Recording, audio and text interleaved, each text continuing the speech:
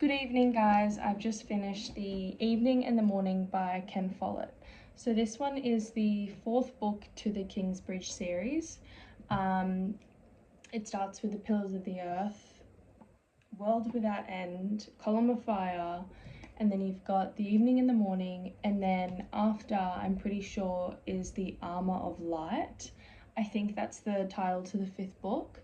I have read all of the books before, so I do have the book reviews on the other books of the Kingsbridge series. So this book is set in the 900s, and then you've got Pillars of the Earth, which is the 1100s, and then I think it's World Without End, which is the 13, and then Column of Fire, which is the 15, and I believe Armour of Light is 17. So it kind of skips 200 years between each book.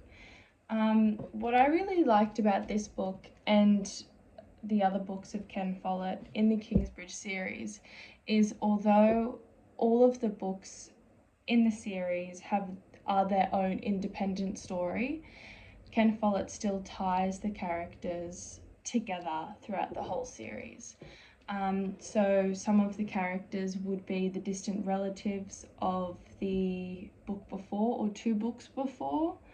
For an example with this, he tied in a lot of the locations. So you would see in the maps at the front here, he has a map, and then as the books go along, they get a little bit more detailed, which I really like.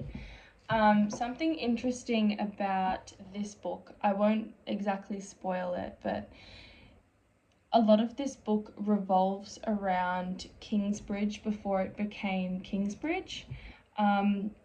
It pretty much starts off as a tiny hamlet with three separate families living there. And it's pretty amazing to read about because the last book, Column of Fire, Kingsbridge was now a bustling city. It had the tallest cathedral in England. So it was really nice to kind of read about Kingsbridge when it was premature. So this book follows mostly three characters. So they are the main characters. You've got Ragnar, who is a noblewoman. She's from Normandy and she moves to England to marry for love another nobleman.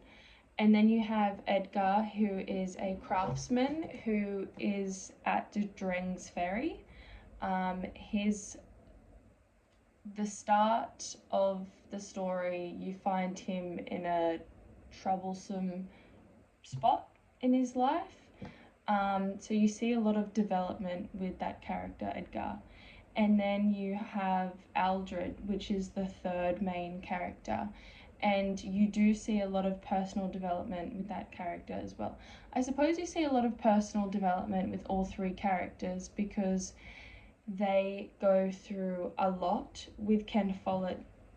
I feel like Ken Follett's storyline is usually, you always have one independent woman who knows what she wants, goes for what she wants, is very strong-headed, cares a lot about the community, cares a lot about someone who's for the people. You always have a young man who is in love with this independent woman, would do anything for them, will revolve his whole life around them, who would sacrifice many years for them. I feel like a lot of the time Ken Follett's characters are like that. And also another character Ken Follett loves to have is a monk who would sell his soul for God, who cares only about the cathedral, only about God, spreading the word. So there is a lot of similarities in these books, not only the fact that it revolves around Kingsbridge, but it's also a similar recipe. I suppose, which does make sense considering it is the one author writing these series, and it is a series.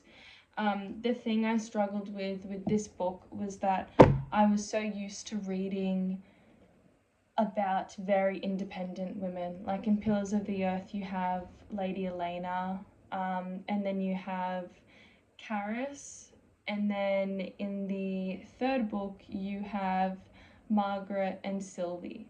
So they're all the main women in the past books, and they are very independent. Feels very liberating and empowering to read about them, and I think in a way Ragnar did lack that a little bit. And then of course you always have the antagonists, which are the heartless, ruthless psychopaths, pretty much. My eyes are a little bit puffy here, and it's because this was one of my favourite books of the series. I think Pillars of the Earth will always top it for me. It'll top it for everyone. But there was also something about this book that pulled on my heartstrings more than any other. I don't know if it's the way that Ken Follett wrote about it, or it was because I had such a connection to Kingsbridge that when I was reading about the beginning of Kingsbridge and, you know, the founders of Kingsbridge, I felt so much more towards that.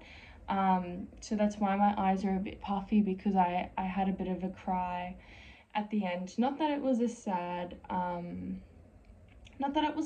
ending, and not that it was a great ending. It was more so, I guess, when you're reading the end of the book, you begin to process everything. Everything kind of not necessarily falls into place, but all the questions get answered, and yeah, it was a little bit emotional.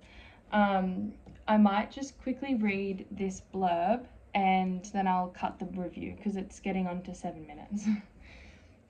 It is 997 CE, the end of the Dark Ages. England is facing attacks from the Welsh in the west and the Vikings in the east. In these turbulent times, three characters find their lives intertwined. A young boat builder and his family are forced to move after a Viking raid, starting their lives anew in a small hamlet.